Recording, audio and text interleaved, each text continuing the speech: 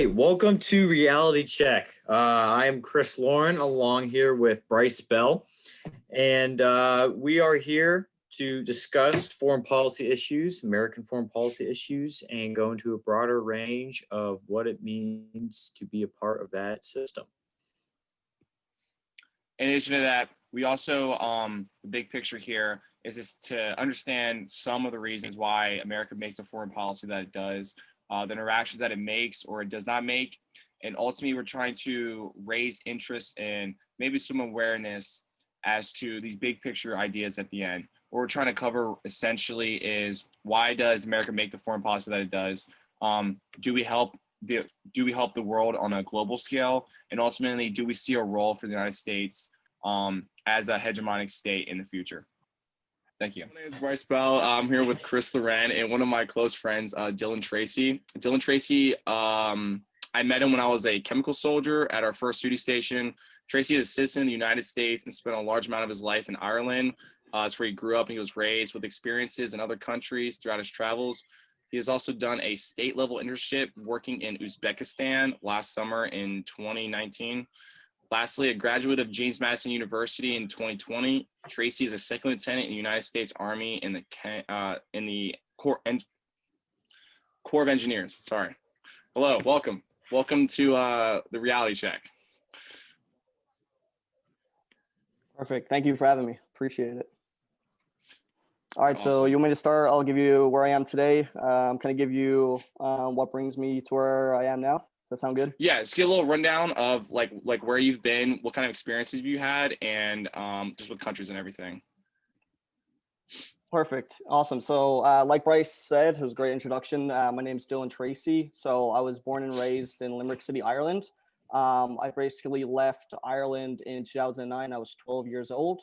I decided to stay on towards the end of my high school career. So my senior year into high school, I was into basically JROTC. JROTC was kind of my start to the military and kind of growing that passion for the military mindset, and then looking for another avenue of approach to stay in the country and also go to college. So my senior year in high school, I enlisted in the U.S. Army Reserves. From there, that summer, directly after my senior year, I actually went to basic training in Fort Sill, Oklahoma, and then went to Fort Leonard, Missouri for once. I basically became a 74 Delta, which is a CBRN specialist. And that led up to December of 2015. January of 2016 is when I started it was my first semester of college, actually, at James Madison University. And that was my first semester in ROTC. And then it just took off from there. I pretty much applied to every scholarship I could. I basically ended up winning a Minuteman scholarship after my first year at James Madison University. I did get my citizenship, just to backtrack a little bit. I did all the testing and all that stuff pretty much in basic. And then AIT is when we had the whole ceremony. I personally had to renounce my citizenship. So I'm a full US citizen currently. And just from there, just kind of went through RTC, did all the basic stuff, some of the great programs I got to get involved with and got to compete in towards were Air Assault School. I got to go to Air Assault School one summer. That following summer is where I went to basic camp or advanced camp. And then I actually went on to do CTLT. So my CTLT experience was where I got to shadow a lieutenant over in Texas. And that was in Fort Bliss, and I was attached to a field artillery company. So I got to shadow a new lieutenant there. So that was a great experience. I was there for 3 weeks, and that was really where I got to gain a lot of mentorship skills. So definitely a great program. And then one of my favorite programs, I'd say the best program that RTC has to offer for you to get involved with kind of a cultural immersion experience is at CULP. So I had the great opportunity to go and spend a month, not including the time at Fort Knox, but over in Uzbekistan. And it was really mill-to-mill relations, getting to learn their culture. They got to learn from us. So it was just an overall whole immersion experience. I think I took a lot for just from a leadership and just training perspective. And yeah, so I graduated from James Madison University with a bachelor's degree in integrated science and technology with a minor in military science and supply chain management. From there, I had offers to a few other places. Amazon I had an internship with, but I ended up finally going with Deloitte, who's with the company I'm with today. Currently with Deloitte, with the I'm a cyber analyst in the government and public sector, and it's federal advisory. And right now I'm mainly doing with the project I'm working on. I'm a tech scout. So I'm just looking at emerging technologies that can basically fill a gap for a lot of the companies out there. And that kind of brings me where I am today. And I've done a lot of travels around the world, backpacking on my free time. If it's not been basically with doing any military training or work, I've basically just been going around seeing the world. If you have any questions, I know it was a lot that I was running through. I hope you're able to track along. I'm gonna need like 3 notepads to write all that one down. That's a great introduction. I wish I could capture more of that, but yeah. So as Chris and I were saying, we're basically trying to answer like a few general questions. Like, has the U.S. done good in the world? Is U.S. being a leader, as in the sense of being number one, important in today's world? So what I want to start out with by saying, especially is relationships are important, as you know more than anyone. Like, the relationships between countries kind of forges where we're going to move in the future, especially with let's say like a place like Ireland that is very on the in the global ranking is a lot lower than the United States. However, I don't know if like maybe you've heard this before about like the Irish made America has been like a slogan that I've looked up and seen where there's like pictures and videos and like, you know, urban cities of like Irish immigrants like working and making all these like roads, streets, and canals and sewers. So you kind of get this idea of like, okay, Ireland is actually a big influence in America. Do you see that in Ireland itself? Do you see like the immersion of culture in Ireland itself? Like, you could point to stuff like, you know, America like not made this, but America influenced this.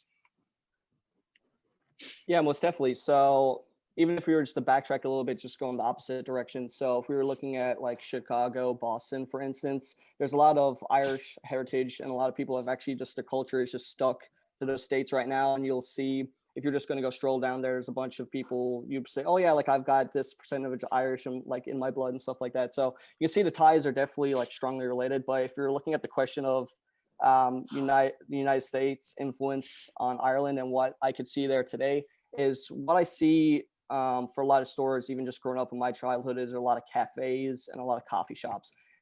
So you would never see that when I was growing up. You wouldn't just see a lot of Starbucks on every corner. There's a lot of mom and pop stuff, fish and chips, and mostly pubs, which you would take over every alleyway and street. But other than just what I'm seeing, just from like a commercial aspect, there's definitely a lot of influence that I think Ireland could take from the United States. And just to preface everything for right now, this is definitely just me being very objective as much as I can. For sure. Not Yeah. basically getting any influence for my work or in the military. So I'm definitely staying as objective as possible and just giving you my perspective of what I'm seeing. So yeah, definitely. So even if we're just going to look at the military and the police force, for instance, which is a big thing you see in the news today with a lot of stuff that's going on. So you have the Gardaí over there in Ireland, same thing in the UK. It's a different mindset for the public of how they view the military and the police. So over here, I'd say in the grand scheme of things, they're very much respected. Over in different parts of the UK, Northern Ireland, and Limerick City, which is in Southern Ireland, where I was born and raised, they're not as I guess well respected in the sense that okay, they don't have any firearms. So if anyone's going to kind of commit any heinous crime or anything like that, there's most likely the other person could have another weapon that might be actually a firearm, and that could be, usually it's just hunters and stuff, but they're too easy to get. So it's kind of this back and forth who has really the more power in hand for that. And then the military, it's kind of just seeing like a regular 9 to 5. There's no like sense of patriotism as you see in the United States. In Ireland, it's just like, okay, yeah, there's an army soldier walking down the street. They're just pretty much like you'd see someone that works at Walmart as a cashier. They're not highly respected. They're not really well paid. The benefits are kind of the same over here. So the benefits are the same side. Yeah. They're kind of just not really sought after positions. Is there anything else like politically you want me to hit on, or international relations or anything like that? Chris, did you want to add?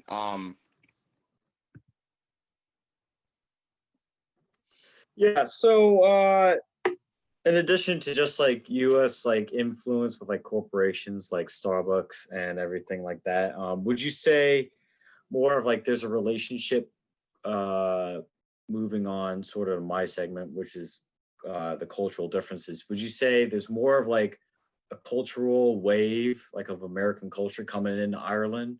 Or would you say there's sort of like a block where like the Irish people say no, like we understand this is coming in, but we're going to stay to our roots and all that? That's a great question. I'd say so. The Irish overall as a country are very welcoming. I'd say like even if looking at the reverse side, a lot of people are leaving Ireland to go to the United States, and Australia is another big country. So they're very welcoming to the United States and very accepting to a lot of like political aspects. It's just they're far behind in the sense of just making it a reality. So it's going to take a lot of time for American influence to really be shown.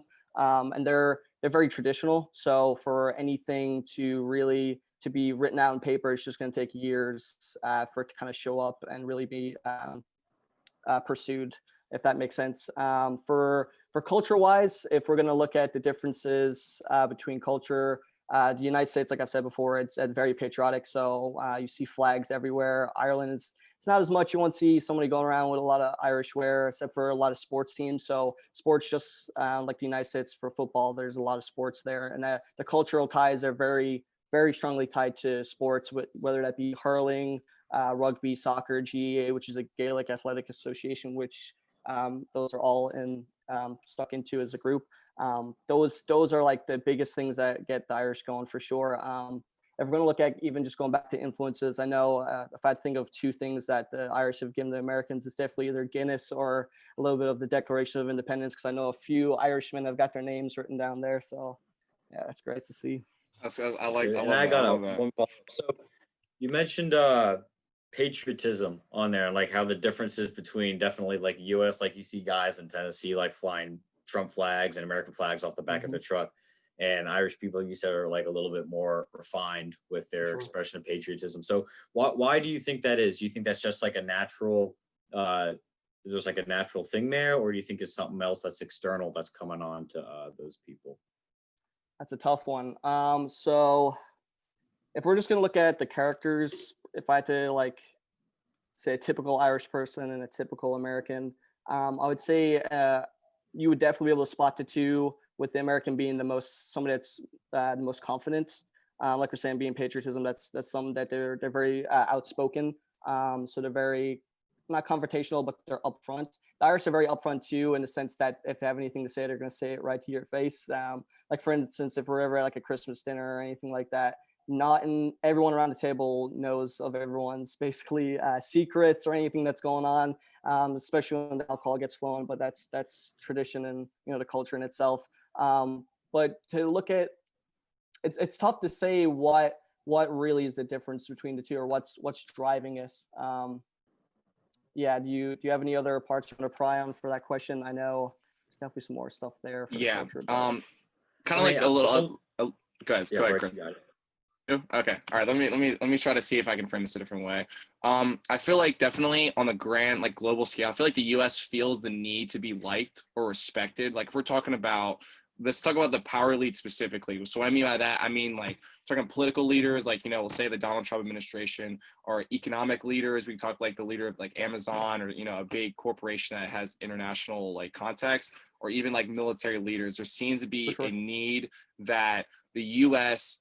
Is allies with you, not because we want to be allies, but because it's in our best interest to like promote democracies and things like that. However, like specifically with like this, like I'm gonna extend the UK as well, but like there seems like this special relationship between like, especially with the Obama administration, where he actually canceled like an airstrike that was supposed to like land somewhere in Syria because like the UK did not support it. I know you can't speak on the UK specifically, but do you think there'd be, or do you think the America specifically would have different foreign policy if like the average day-to-day people knew of each other more versus just like these power elite? Because we're basing our entire relationship with Ireland, right, off of a few people, let's say the president and like the Right. whoever represents Ireland. So, and like it was funny, like yesterday I was watching like a TikTok, and it was just like, actually it was like, I think they were somewhere, I think they were in like Dublin, and they were just asking normal everyday citizen people like basic general American questions, like who was like like what who did the like America fight in like the Revolutionary War, and like they didn't know, like they were thinking like France and all these other places. So I feel like we base like the relationships of the power elites between like, let's say, a place like Ireland and the United States like, oh, they're good, so Mhm. we must be friends. However, like like you said, there is like a divided culture between us.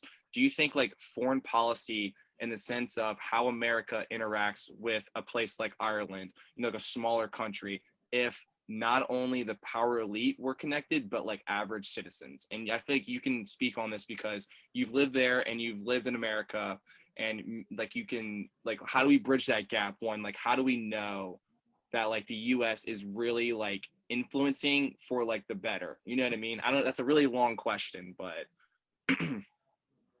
Yeah, no, that's a good one. So let me see what the best way to start with this. So let's just start with Ireland in itself. So, or let's start with the United States. So, United States, from the Irish viewpoint, is looked as the policing force of the world in one sense. Is the best way I could wrap it up. So, like I said, the United States is neutral. Just like the United States, they have cultural divides from state to state. And the best part you can see is going into the UK. So you have Southern Ireland, and it's broken. Even though it's physically Ireland, you have Northern Ireland, which completely considers themselves part of the UK. And even if you drive through there, their doors close at 6 o'clock. You can drive through there, and the minute you hit Northern Ireland, it's like red, white, and blue, all British flags. You'll see a lot of culture up there for even like you'll do the black taxi tours. So they have a lot of culture for the IRA. So there's a lot of stuff up there for that history and stuff. But they burn a lot of the Southern Irish like political leaders, prime ministers, stuff like that. So there is a huge divide between those still now. And I'd say the reason, even if we're just looking at viewpoints just from the average day Irish citizen, and just going back to when you were talking about the interviews and stuff, it's really what they're brought up in school. So I'd say when I was in school, we wouldn't study as much international history as we would over here, especially like when you get really into American history over here, going into the World Wars and all the great key players. I see that the United States, especially with Ireland being a neutral country, is that why not keep that country in your back pocket? If anything was ever to happen, I'm not saying like a world war or anything like that, but if they ever needed support on a certain type of front, it would not be a bad thing, or definitely be advantageous for a police force that is so large like the United States to definitely have strong ties with Ireland, but not so much strong ties that were, as the United States, investing a lot of time, money, and resources. It's just kind of like the stepbrother you probably lock away in your like basement or something like that. You know they're there and everything. It's gonna be good to bring them up when you want to, but for now they're just, like I said, you're just gonna keep them in your back pocket. And the big thing, if we're gonna, it's tough too. So if we're gonna look at platforms for the news, this was a big thing, especially in the UK. I had some of my family that I remember one time I was going over to visit for the holidays, and they said, "Oh yeah, like I see you on Facebook. You're in the military," and I was like, "You're a baby killer." And that was all he said, first words. And I was like, man, it's great to see. I haven't seen you in like 15 years. And that's the first thing you have to say.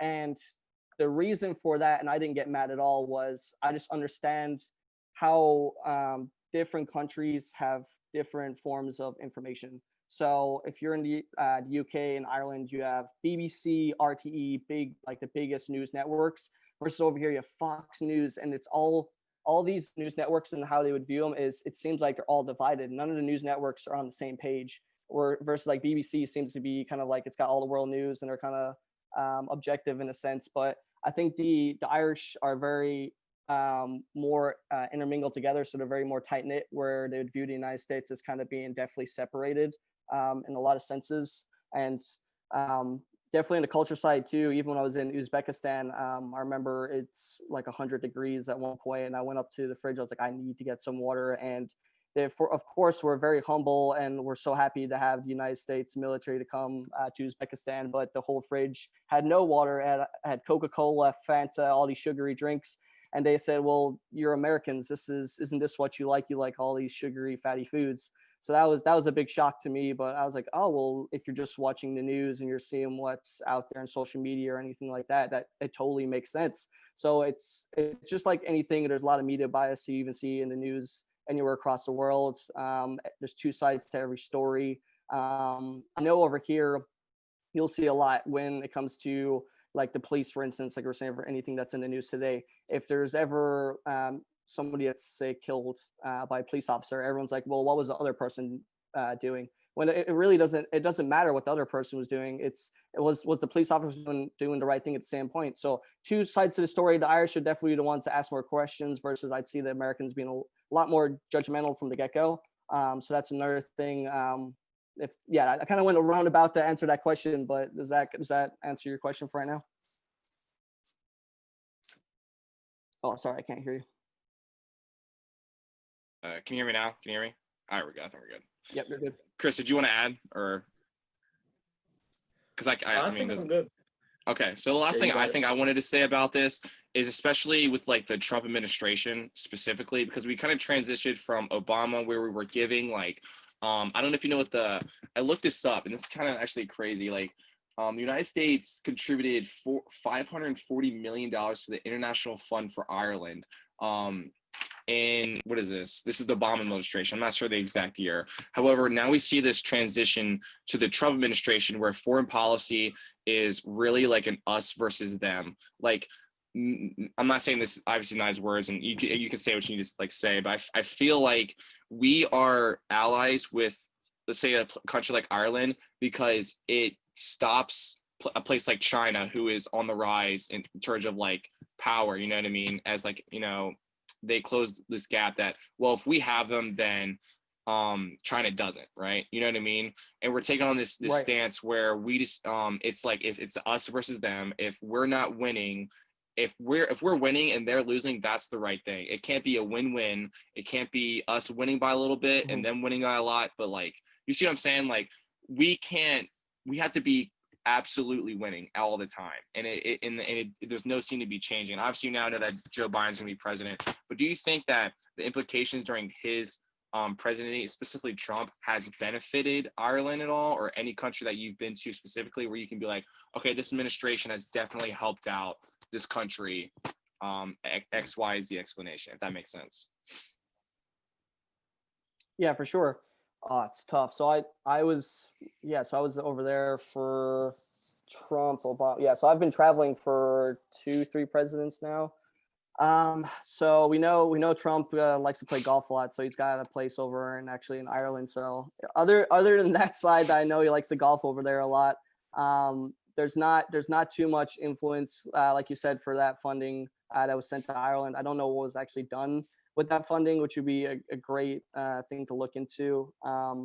But for the actual influence, like I said, that's something that's a smart play in the United States. Like I said, keeping Ireland as another country in your back pocket as a country that's neutral, that could be capitalized down the line with that American like winning mentality that you're hitting on. So for any changes that have been done through presidency, even looking at today, so I was talking to a bunch of the lads and my mom, so my friends and like family back home.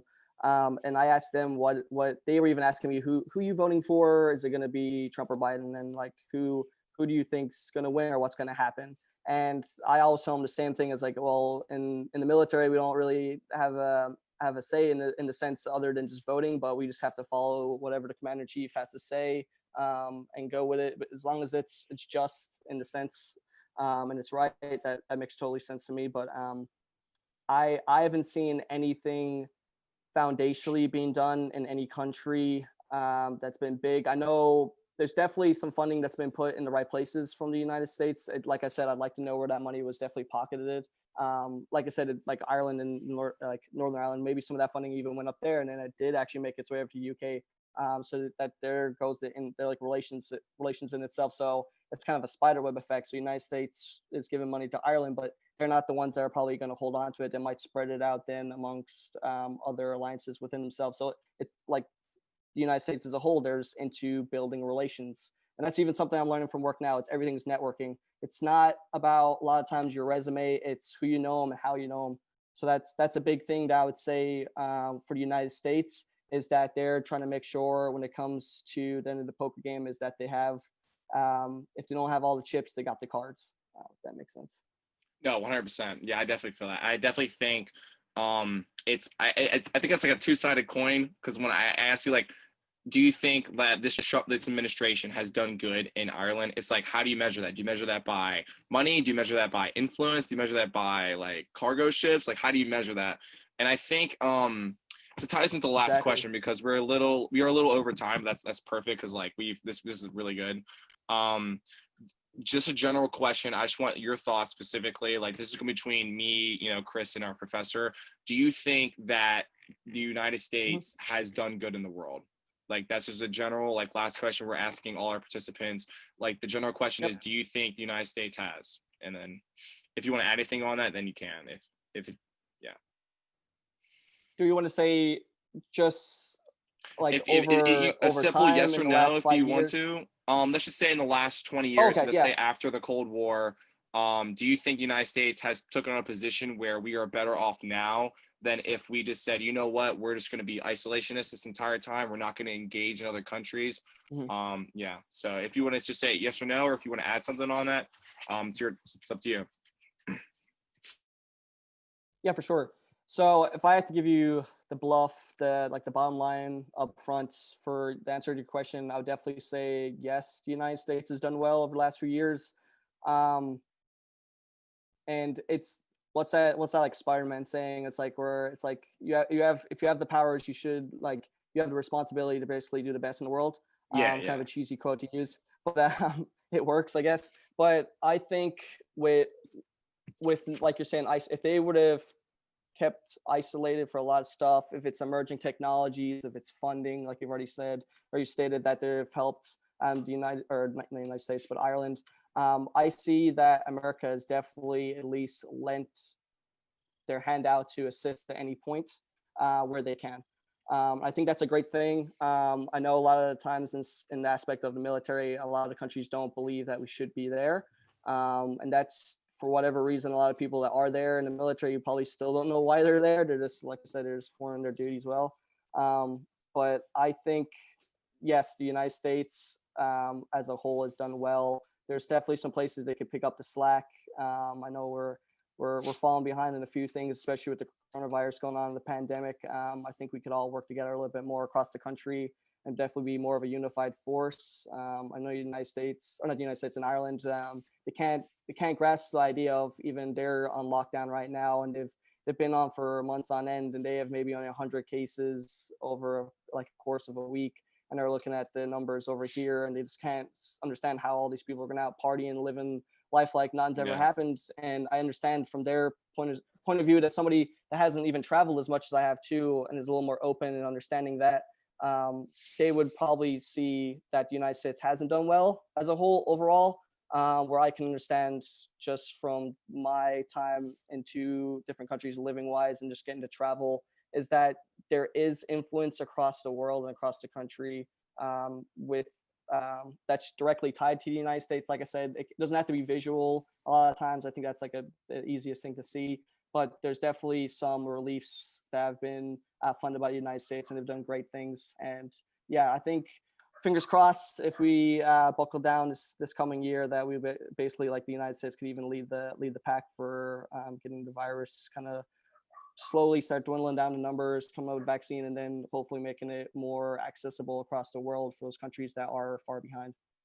All right. Hello, everyone. This is the second edition to Reality Check. We have Yang Shaw as our second interviewee. A little bit about Shaw. He is a Taiwanese cadet who attends an ROC military academy in Taiwan and is participating in an exchange program. Shaw matriculated in VMI in 2018 with the class of 2022, so he is RBR, and continues to study at Virginia Military Institute. Shaw looks forward to commission into the ROC Army after graduation from VMI. Good evening, Shaw, or good morning, I should say. All right. Good evening, guys. Shaw, it's actually, for a little context, it's like 7:30 in the morning where Shaw is, so he's loving life. But yeah, so we're gonna start talking about little things. Chris, you can start off. Yeah, all right. So Shaw, in Taiwan, the U.S. usually has like a good, or there's like a good view of the U.S. per se in Taiwan, especially considering Taiwan's relationship with China and past things that China has said and threats and all that stuff about Taiwan as well. So with your perspective of being in the ROC and in the military there as well, what is the general perspective of the United States and Taiwan? Is it more of like a strong like big brother type approach, or is it just like these guys who just sitting here waiting until somebody invades?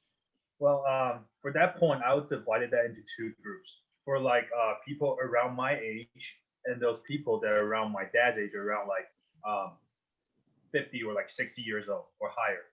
So for our age, we think that the United States is kind of like a strong ally, even though we don't have like a very formal relationship in like very formal diplomatic relationship.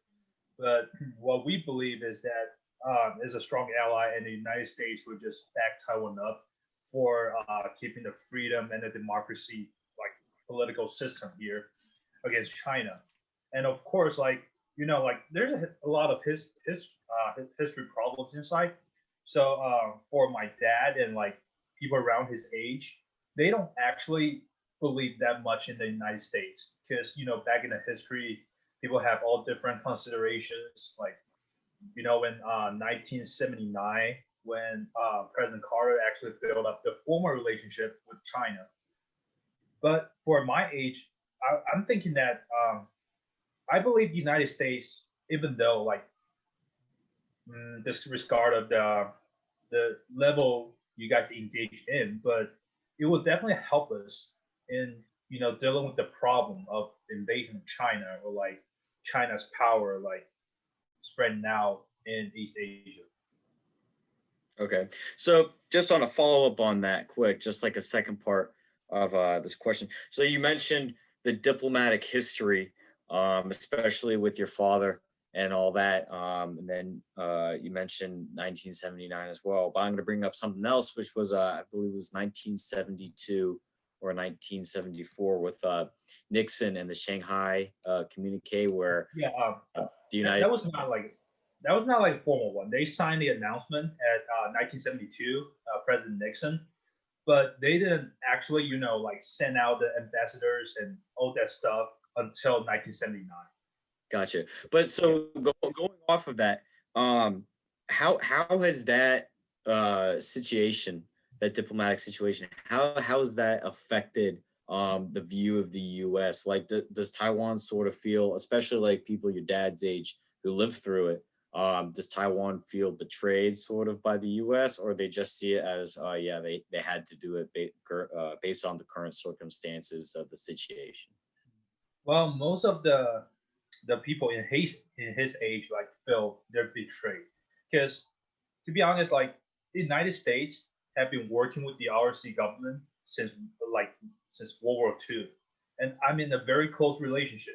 And like before the entire government moved to Taiwan, when we were still in mainland China, there's a lot of like cooperation and like a lot of like communication going on.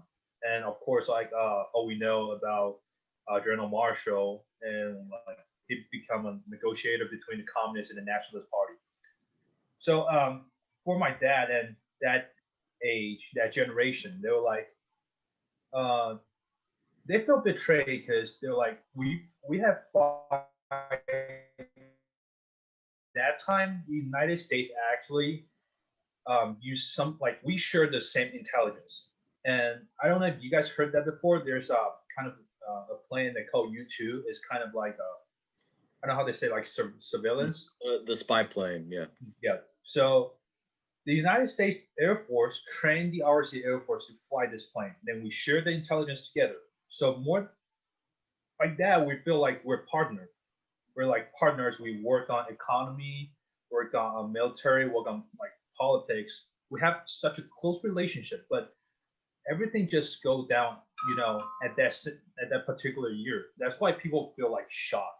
And some of them just can't accept that, like, hey, we've been working for so long, like, and we definitely prove ourselves as a good ally in defending China, like, or the communist power, like expanding in Asia.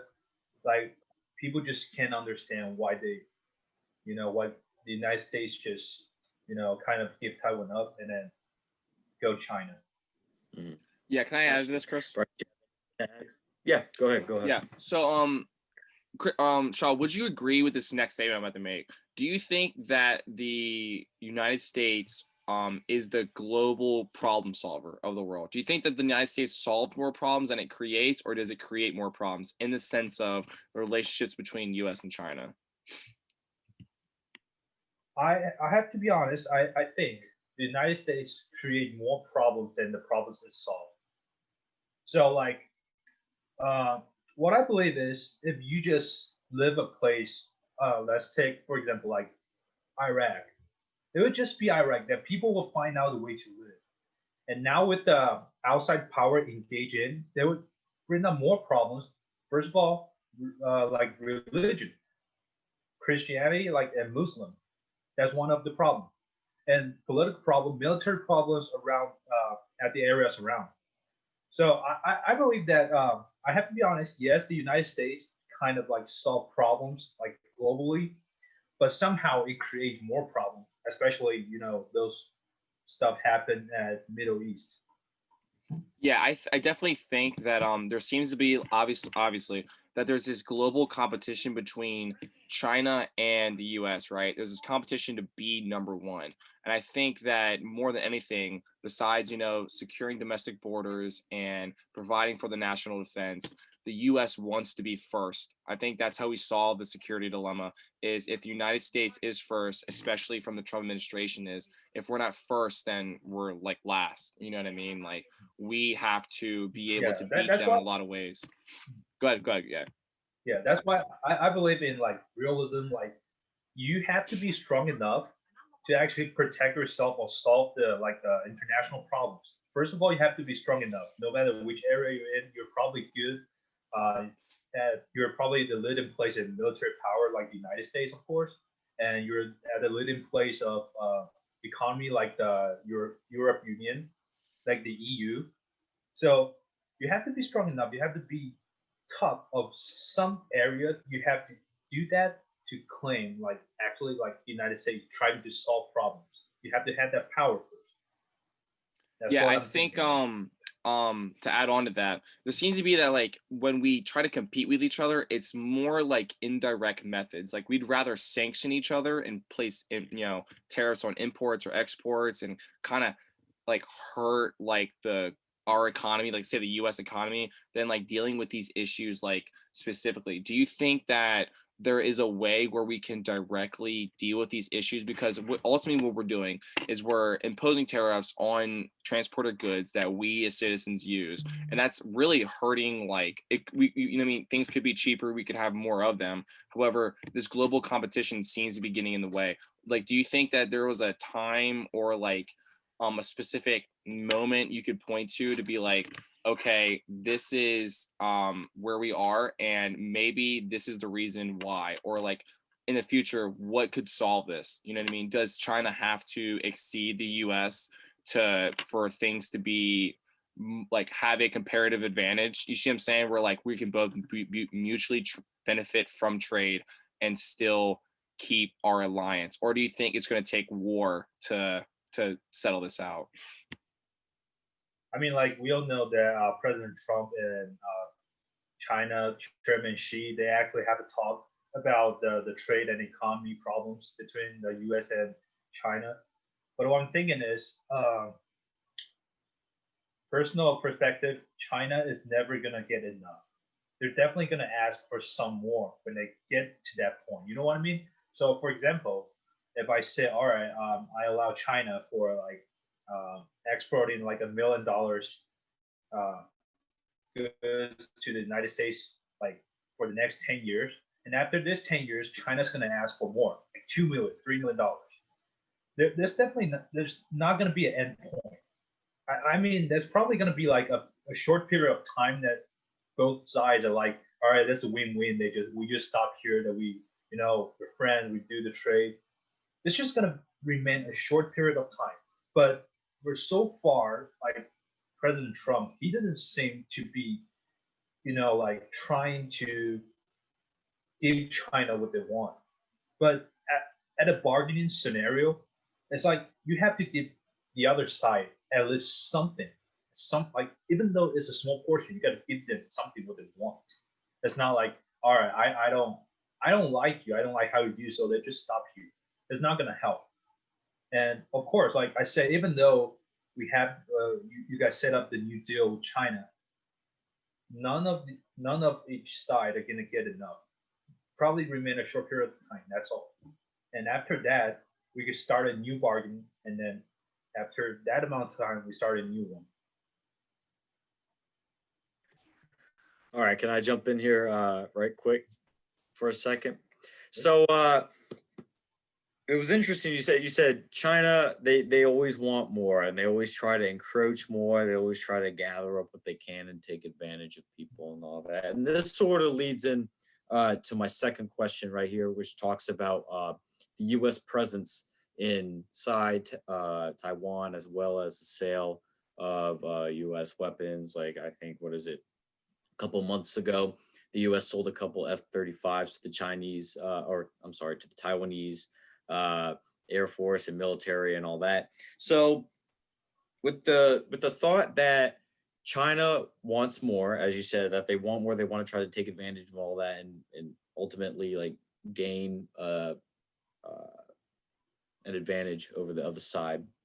How do you feel about the current U.S. presence inside Taiwan, as well as like the sale of weapons? Do you think that stops or inhibits the Chinese trying to encroach more, or do you think it actually causes them to want to do more? So first of all, I just want to like make a little correction. I don't think the United States already sold F-35 to us. That's kind of like something going around here, but so far I haven't heard any like confirmation on it. And so for U.S. selling weapons and all those defense systems to Taiwan, and first of all, that was 1979 or 1980 when President Reagan he actually set off like I actually forgot the name, but it's a law just specifically for Taiwan and said we could sell them defending weapons. So that was something going around. Like I asked my grandpa, he was in the Air Force. He used to serve in the Air Force, retired as a lieutenant colonel. I asked him, I say, well, if F-15 is very good at air combat, why do we choose F-16 instead of F-15? Well, he said because F-16 is more like a defending weapon. So that's the thing. Like even though the United States sells us weapons, it's only for defending. Like we won't have the power that we can actually go to attack China, even though I think that's pretty ridiculous too. We have the defending weapons, and of course, the change of presidency influenced the weapon trades between Taiwan and the United States. So for President Trump, he actually had the highest amount of weapons selling to Taiwan, like among the other presidents, like so far in history. And we upgrade the F-16, and we have M1A2, I guess. Yeah, M1A2 is coming in, even though they have been discussed for like 20 years. But what I heard is it's gonna be here like in 5 years because we already have people there in Fort Benning how to operate an M1. And that's what I heard so far. Gotcha. And so on the second part of my question, do you think that with those sales of weapons and along with the U.S. like military presence there in the country, do you think that that stops China's encroachment towards Taiwan, or do you think it causes China to be more aggressive because they have a substantial military force going off of their mainland? I would say that helps, but just same for a short period of time. So as a part of the army, even though I'm not actually like serving, I'm just cadet. But what I've seen so far, we buy the weapons, but we didn't buy in the entire repairing system and the logistic. So all right, we buy a new tank today, for example. We got an M1 today, but after 5 years or 10 years, if some of the like the little elements or like materials just broken, we can't fix it. We can repair it. That's the main problem. Like our system is more like the DoD. They try to say like, yeah, see, we got new weapons. Of course, that's a good thing because M1 or like even upgrading the F-16, that's definitely a bounce for our like ability to defend China. But after 5 years or 10 years, what are we gonna do with that? Like, I think it's somehow related to the training system here in the army or even in the other branches. Like, we have new weapons, but we don't have the entire, systems and plan to actually operating and maintaining these weapons. And of course, I mean, China would definitely like be less aggressive because, of course, better weapons we bring, even though just a little bit, is still a little bit power toward China. And but I don't think that's gonna last for long, to be honest, because we get new weapons, and of course, China they're inventing weapons. So like China had used to buy their flight carrier from the Soviet Union, but now they have their own. I don't know if they can actually be in a combat mission, but at least they invented themselves. They're progressing, but we're too slow. Like in Taiwan, like we don't have such a investment in military industry, so we have to rely on the United States to provide us with some better weapons. That would definitely help, but not for long. It's not a long term plan. Yeah, I think that this dialogue that we're having right now kind of illustrates like this one thing I'm about to say. I think that we have really two global powers that are kind of interacting, but they both want to be glorified. They both want to be winners. But however, in this sense, like what you talked about before, is that the United States and China in this interaction are creating more problems than they're solving. I think that's, I mean, that might be a best summarized.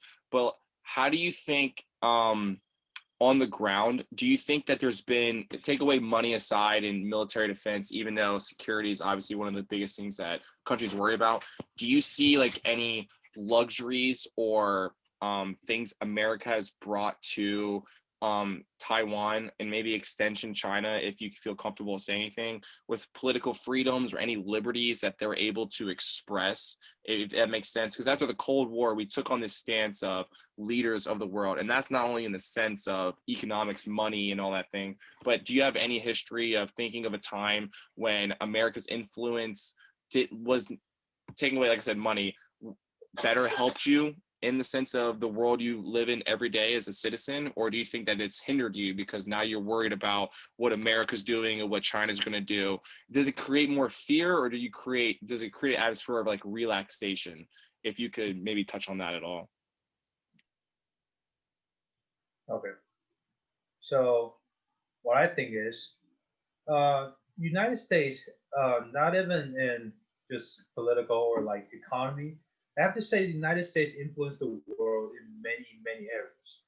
You can say pop culture, food, McDonald's, Hollywood, all that stuff. The United States influenced the world in many different ways. And of course, I have to be honest, if you ask like Alice in Taiwan, when you talk about democracy, people would think of the United States because that was one of the symbol of democracy, of freedom.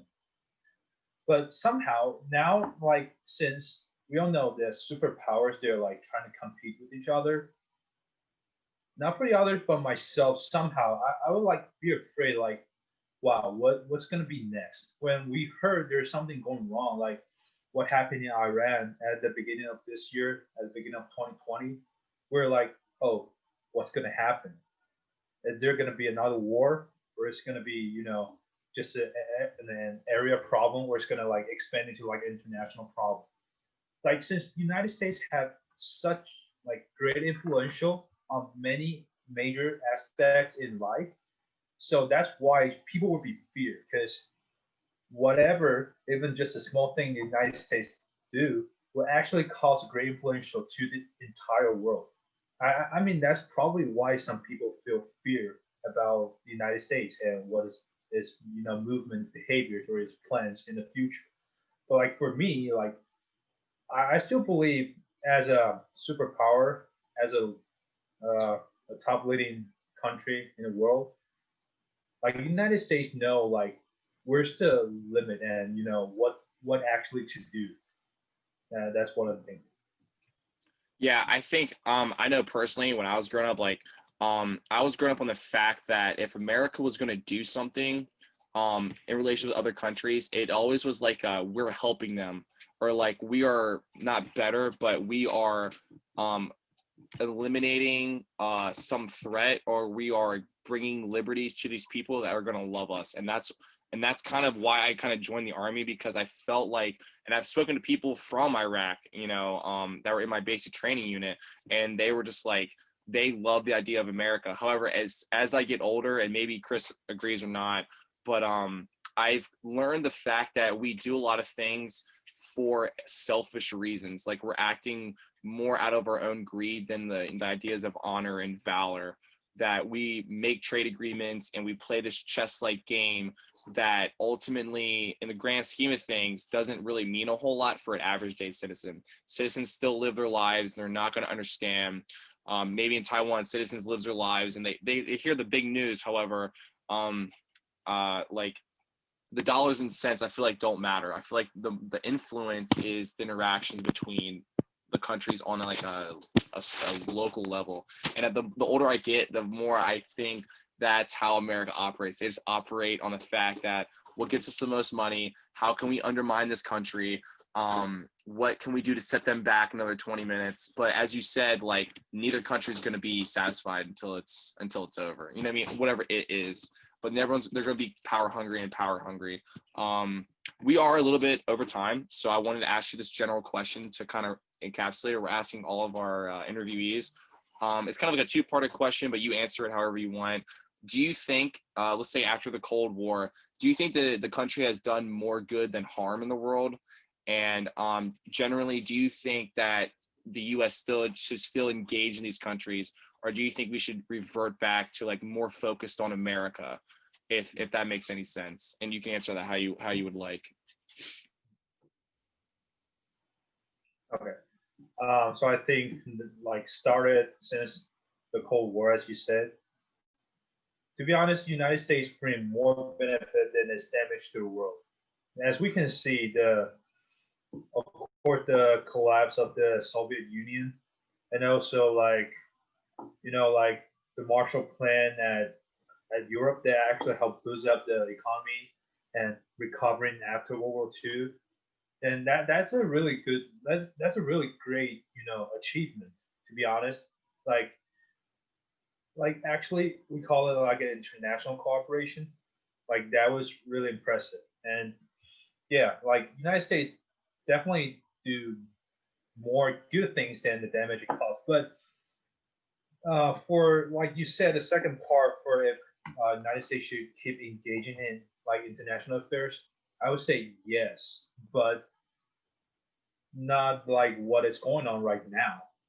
So, for example, China, for China, I mean, it's pretty obvious what both sides want. United States want Taiwan to be there so they can help like secure the first chain, island chain. You know what I mean? Like from Korea, Japan, Taiwan, Philippines, Guam, those islands, the first island chain.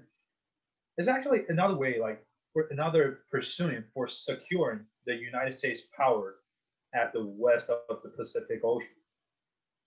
And China want to expand his power outside of the Pacific Ocean. So what I'm saying now is the United States, of course, should focus more in internal affairs. That's something for sure, because what we've seen this year, especially when it get close to the president election, there's so many domestic problems, the racial problems, economy problems, and all that other stuff going around. Of course, and the COVID-19, the pandemic. So, like at least for this time, for this period of time, the United States should kind of focus on the domestic affairs first before they actually, move their focus to international affairs, either in China or the Middle East or Europe or any other where in the world. Yeah, like because it is a very different time in history. Like a country have to face so many problems from different areas. It's not like any other like war before, like World War II. You have only the problems is you gotta send people out to fight at the Pacific Ocean and Europe. But now it's like you have so many problems: racial problems, economy problems, like military problems, and COVID. So at least for this period of time, the United States actually need to move their focus back to their own problems and settle up. You know what I mean? Solve the problems, settle up, and then move back outseas to be like kind of the problem solver for the entire international society. All right. So here we have Secretary Lauren. Secretary Lauren is the father of Christopher Lauren and is currently the Deputy Assistant Secretary of Defense for Posture and Planning. Secretary Lauren has been involved in international planning and policy throughout his entire professional career, starting with his service in the United States Navy, where he retired as a Rear Admiral. During the course of his time in the Navy, Secretary Lauren has met with foreign dignitaries from around the world, held conferences with high-level foreign military attachés and personnel.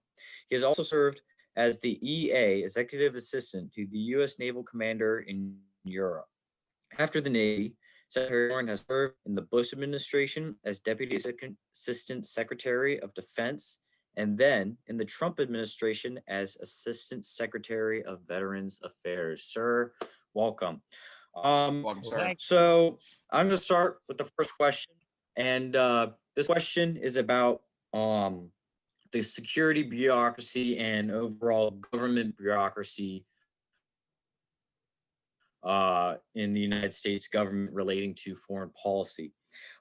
So having a general understanding of the security bureaucracy being in the DoD for most of your life, is there any particular, or how does the security bureaucracy and the government bureaucracy view U.S. involvement in foreign states, and along with that, are there any particular areas where the government pays more attention to versus others? Well, that's an interesting question. First of all, the first thing that I think you have to define is, what does it really mean by bureaucracy? Okay. So bureaucracy can have a connotation which certainly means endless paperwork and endless chains of command and things. Or do you really mean the national security or international policy process? Now, there's a big difference between bureaucracy and process. And we have, in fact, a very defined, very extensive national security and foreign policy process that can sometimes be overly bureaucratic without question. But the reality is, the importance is that we have a process. And when I say that, let's use, for example, are you familiar with the PCC process, Policy Coordinating Committee process? Well, that's a very formal process where cabinet level meets to give best advice to the president. All right. So I might be a member of the PCC, the Policy Coordinating Committee, and you'll have the statutory members of the National Security Council, where you have the president and somebody representing him. In many cases, for PCC, it'll be the National Security Advisor, the Secretary of State, the Secretary of Defense. You might have, depending on the nature of the meeting, the Secretary of the Treasury, Secretary of Homeland Security. So you'll have representatives at a PCC level, at my level, sitting around the table to work through a process, and their staffs prepare them and they arrive at a recommendation. They then turn that recommendation over to what's called the DC, the Deputies Committee. And the deputy secretaries sort it out, ask questions. They present it to the Principals Committee. and then the principals make a recommendation, sit around the table with the president, and arrive at a policy decision. So you can think of that as bureaucratic, but you can also think of that as highly structured process where each of the relevant cabinet levels work a problem, come in, talk about it, say at a secretary, assistant secretary level, then turn it over to the deputy secretaries, and then the deputies turn it over to the cabinet secretaries who sit, offer their advice, offer a uniform decision to the president. So again, be careful, don't get bureaucracy and process confused. Okay, sir. So then going off of that, going back to the main question, now I guess we'll use the process or the officials in the process, mainly the high level officials that you were talking about. How would they view, going back to the main question, how would they view U.S. involvement in foreign states? And going back to it, how would those high level officials, is there any particular area that they would pay more interest to versus others? Well, you got to remember, the U.S. will be involved in international relations based upon U.S. national interests. And again, now who is in charge of all U.S. international participation and activities? State Department. All right. So the State Department will have the lead, but that doesn't mean that there aren't national security, defense related issues. That doesn't mean that there aren't law enforcement issues. The FBI has a national and an international role. That doesn't mean there isn't Treasury interest. So the bottom line is each of the representative cabinet level areas of concern of the United States government all have a vested interest, but one, they have to, in fact, work within the State Department process of addressing the issues, addressing the interests, addressing why we might want to be there, why we might want to make investment in a particular country, and then work through that process led by the State Department and carried out by who carries out policy for the State Department? The ambassadors. Okay, it's called the country team. And a country team is a mini representation of the PCC process. So an ambassador will have a defense attaché representing the Department of Defense.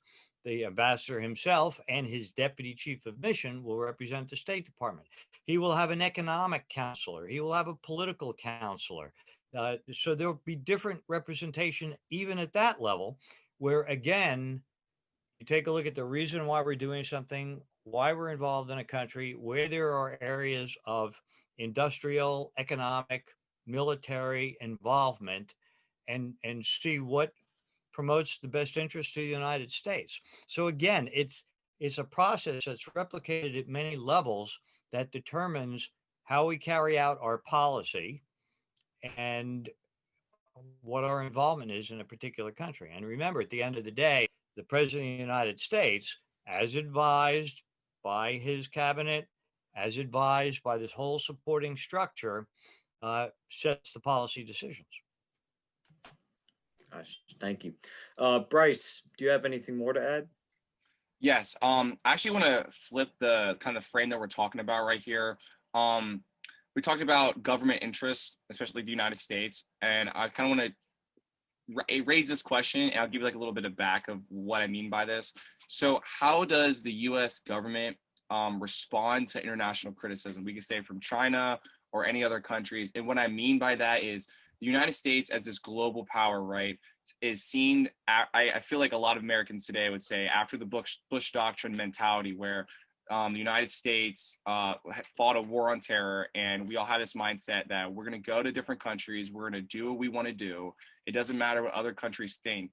And ultimately what we do is for the greater good. In your expertise, obviously, have you seen any levels of how international criticism through propaganda or media outlets influence decisions that are made for foreign policy at all, or not? And is even international criticism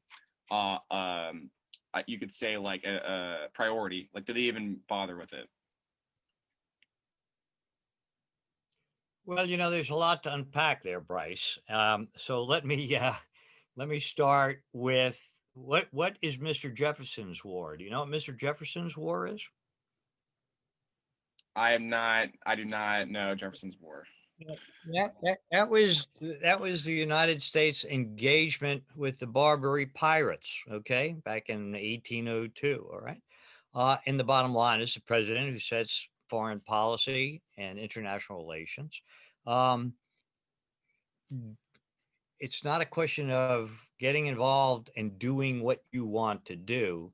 How do you defend and or promote U.S. interests? Okay, and then take a look at the premier example. Take a look at McKinley and Theodore Roosevelt. Okay, and the Spanish-American War, doing what you want to do. So historically, the United States' involvement throughout the world, driven by the president, formulated policy-wise by the Secretary of State, and often carried out by the Department of Defense, certainly when you get a more kinetic environment, as you're discussing. It's not a question of doing what they want to do and to be damned with everybody else. It's a question of how do you affect the policy, act in the best interests of the country, and then deal with the inevitable blowback that's going to take place, whether it be in the media, the press, by aggrieved nations or whatever. Again, that's what we do in the United Nations to assuage those type of responses. That's why we have a very energetic State Department that deals with allies and partners. You always have to manage the results of what it is you are doing, whether it's the applied use of force or whether it's political engagement or whether it's just business relationships. Okay. Or take, for example, whether you try to sell Boeing aircraft or you try to buy European Airbus. All of those things have implications. All of those things are going to have political and media response, and you have to manage those things, okay? And so you have to be cognizant of the type of response you're setting. That's what State Department country teams do to help manage that. That's where our relationships with Congress come into place to be able to manage the domestic responses to those type of things. And so it's a very multifaceted engagement throughout the world. So it's not just the application of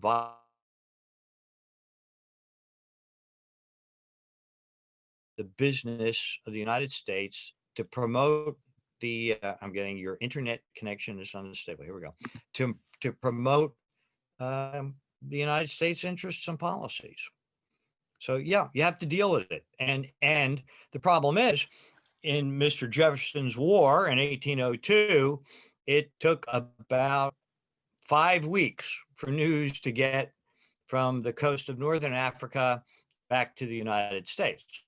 In the age of the internet, it takes about 4 nanoseconds before somebody's got you on a blog commenting with no accountability, no traceability, and the next thing you know, it's all over the internet. So the pace of how we have to deal with these things in this day and age is certainly a lot quicker than it used to be. But nevertheless, the principles are the same. You have to deal with it. Does that make sense and answer your question? Or? Yes, sir, it does. We're frozen. Okay. All right. There we go.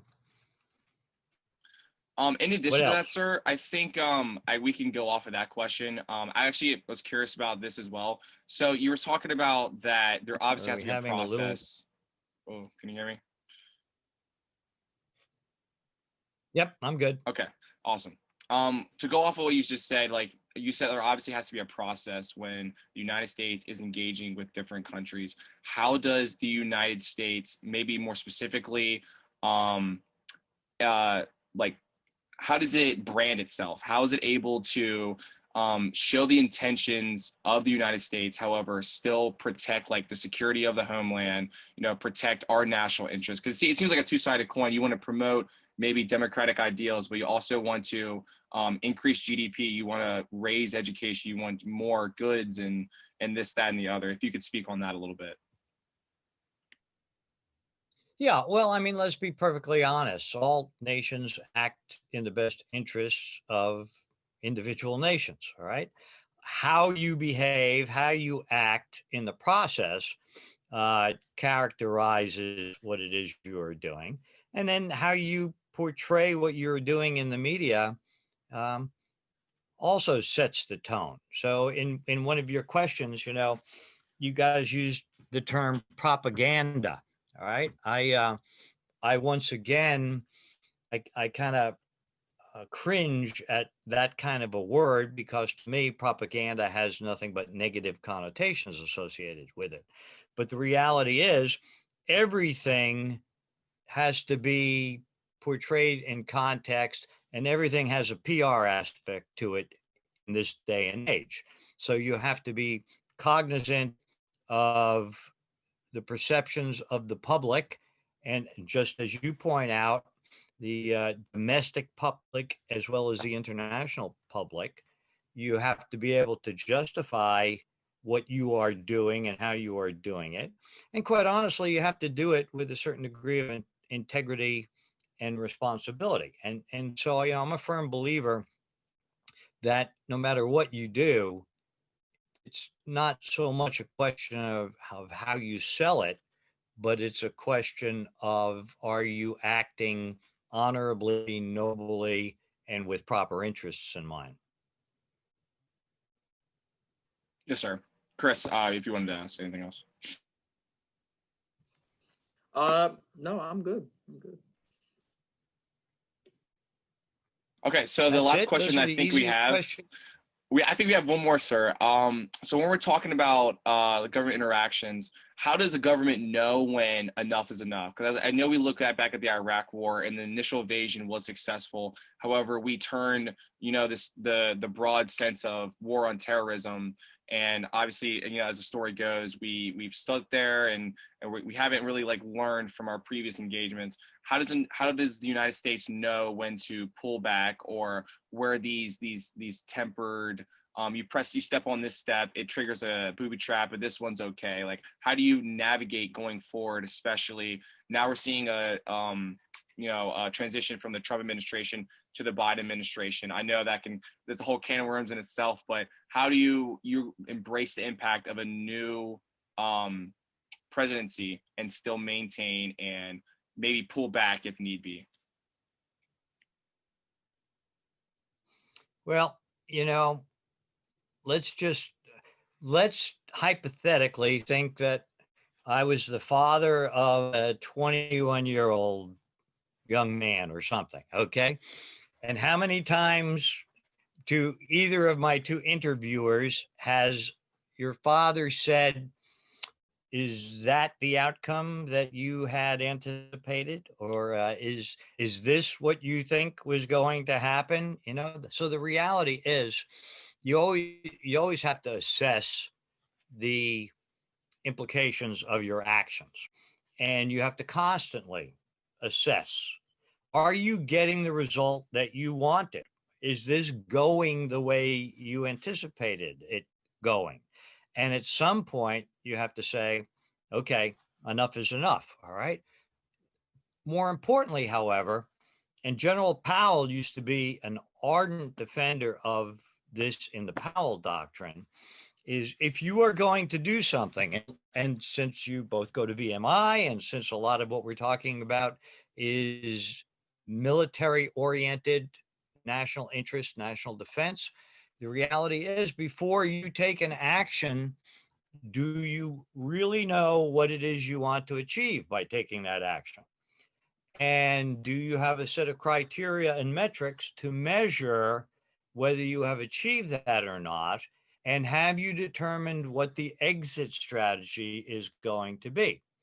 Otherwise, you find yourself in endless wars. If you saw the movie, great movie, The Man Who Would Be King with Michael Caine and Sean Connery, remember that one?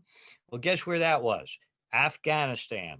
And it was predicated on a novella, short story written by Rudyard Kipling in the late 1800s. Okay. And everyone has known for years that, it just, you never can extricate yourself from involvement in a place like Afghanistan.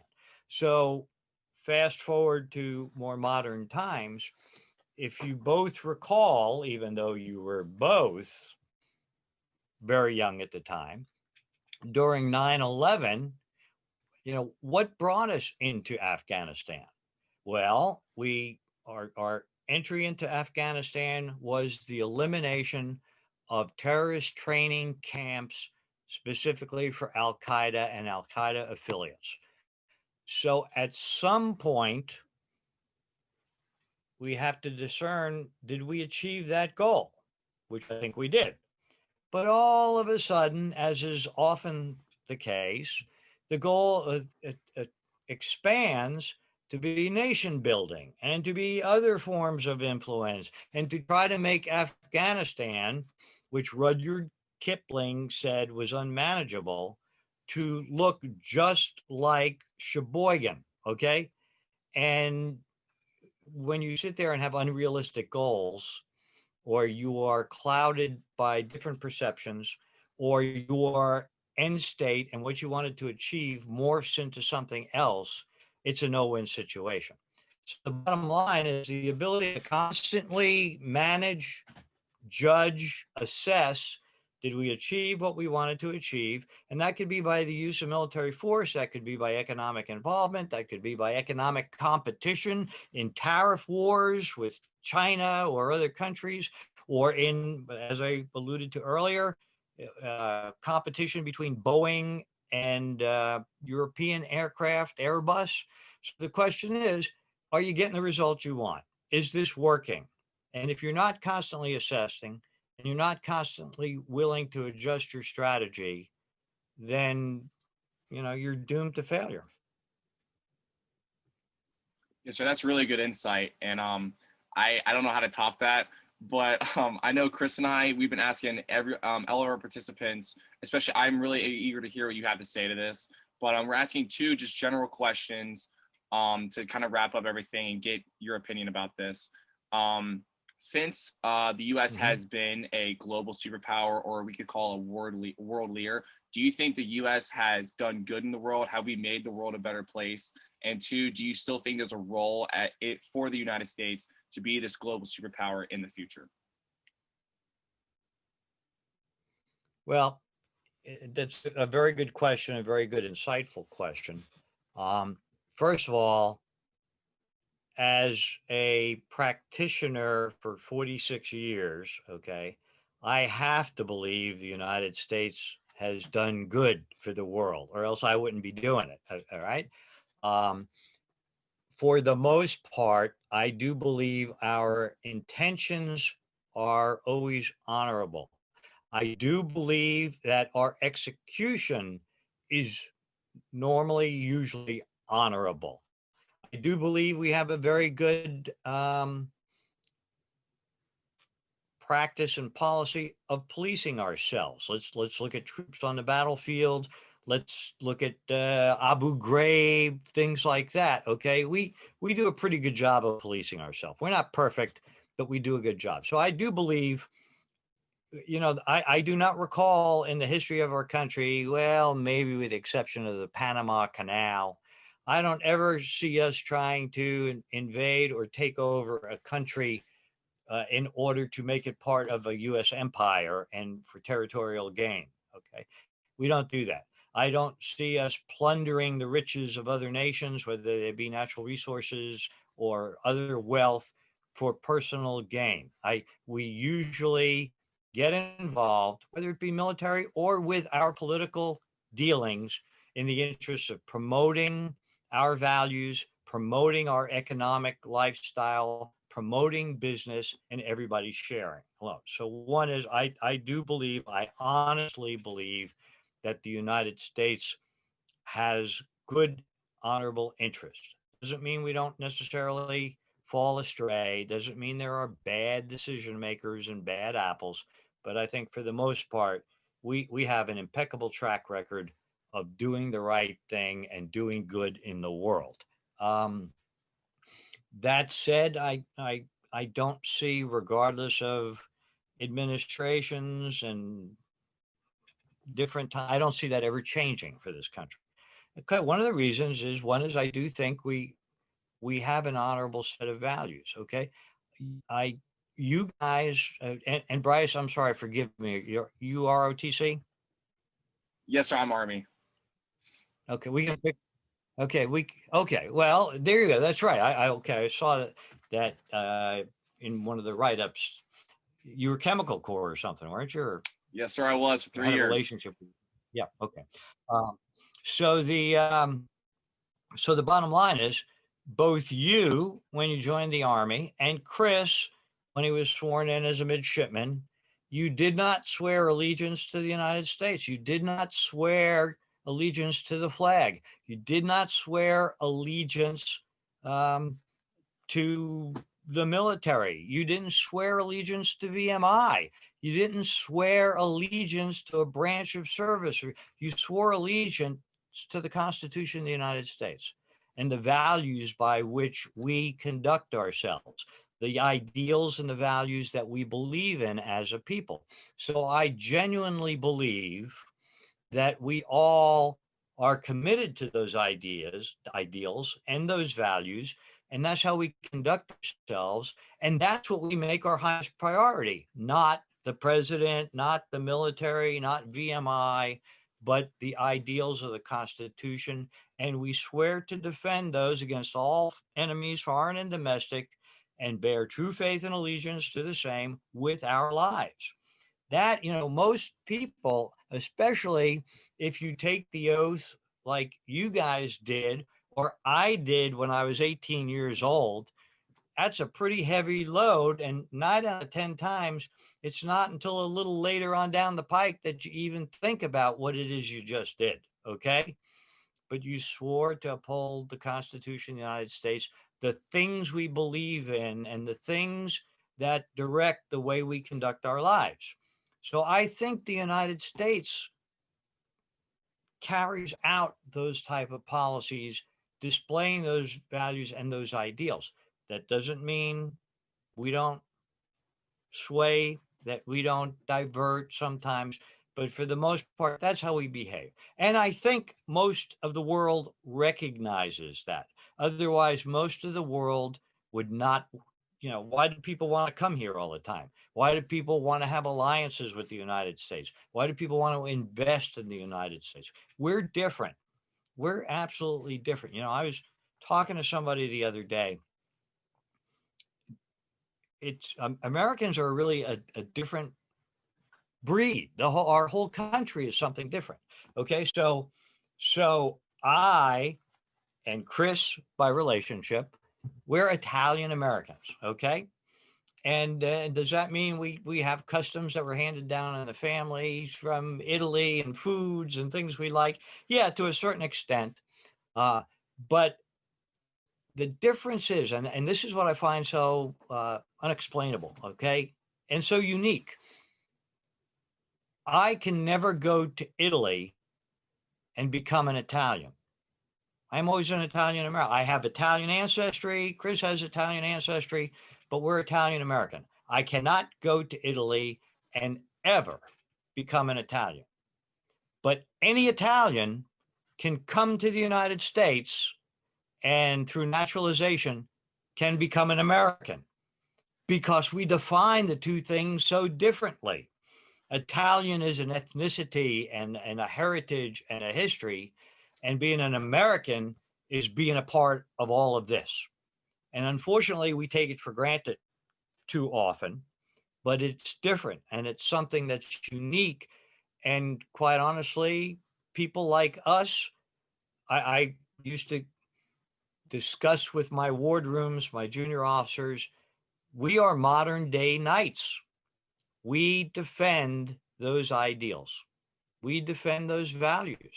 That's what we sworn our lives to do. And so whether it's something as mundane as going out and conducting national security policy all over the world, or negotiating deals for alliances and swapping M1A1 tanks for, you know, support, things like that. What we do is unique, and it can be the high end, whether we and our buddies defend each other on the battlefield. The reality is we defend the things we believe in and the way we like to live our lives, and enjoin the peoples of the world to join us in that process and share in that prosperity by being a full contributing member of that process.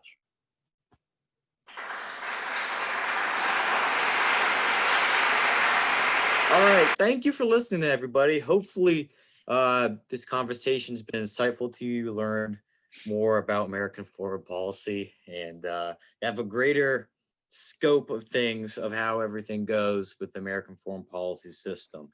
As for Bryce and I, we hope you guys enjoyed, and we hope you'll tune in again to Reality Check. Thanks for listening.